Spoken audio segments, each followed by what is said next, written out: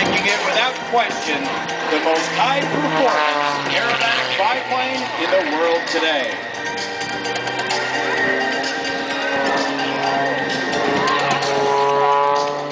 As you can imagine, this style of flying is very athletic and very hard on the body.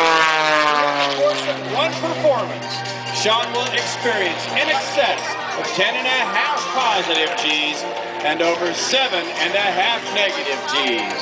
So right now, Sean is going to take a short break, climb for some altitude, catch his breath, tighten up his seatbelt, and let those engine temperatures cool down. So now, while he is in the climb, let's go live to the cockpit. Sean D. Tucker, are you with us?